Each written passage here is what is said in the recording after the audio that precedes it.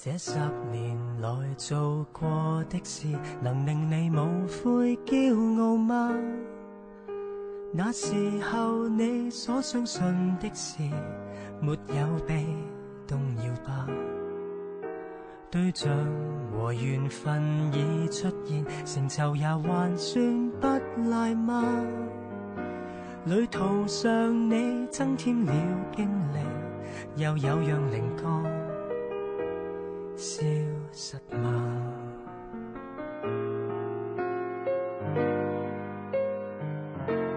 軟弱嗎？你成熟了，不會失去格調吧？當初堅持還在嗎？刀鋒不會磨鈍了吧？老練嗎？你情願變得聰明而不衝動嗎？但變成步步停下三思，會累嗎？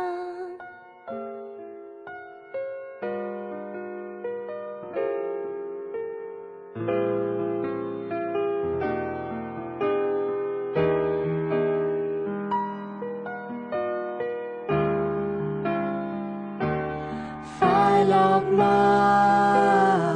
你還是記得你跟我約定吧？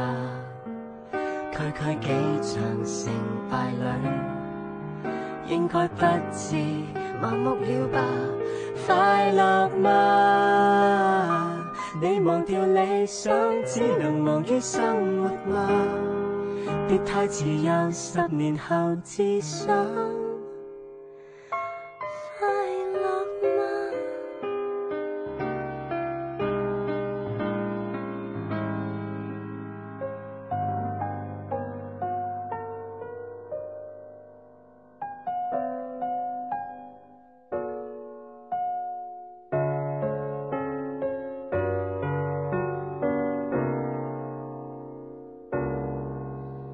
這10年來做過的事，能令你無悔驕傲嗎？那時候你所相信的事，沒有被動搖吧？對象和緣分已出現，成就也還算不賴嗎？旅途上你增添了經歷，又有樣稜角消失嗎？軟弱嗎？你成熟了，不會失去格調吧？當初堅持還在嗎？刀鋒不會磨鈍了吧？老練嗎？你情願變得聰明而不衝動嗎？但變成步步停下三思，會累嗎？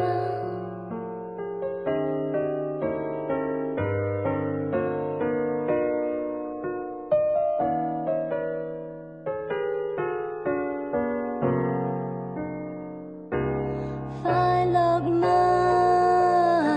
你還是記得你跟我約定吧？區區幾場成敗裏，應該不至麻木了吧？快樂嗎？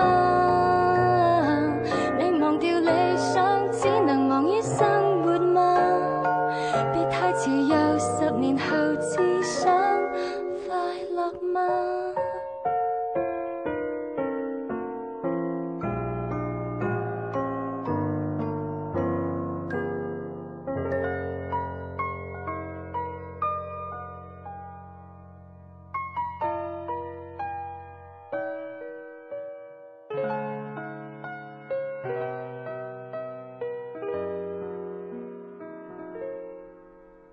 這10年來做過的事，能令你無悔驕傲嗎？那時候你所相信的事，沒有被動搖吧？對象和緣分已出現，成就也還算不賴嗎？旅途上你增添了經歷，又有樣稜角消實嗎？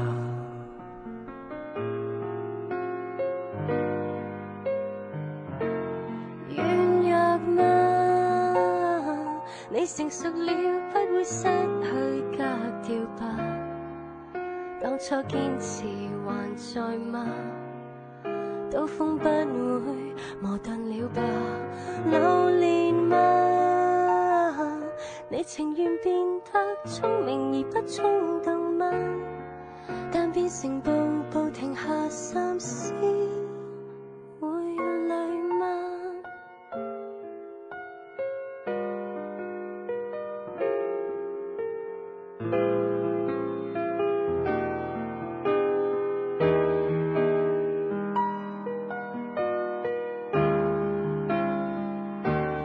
快樂嗎？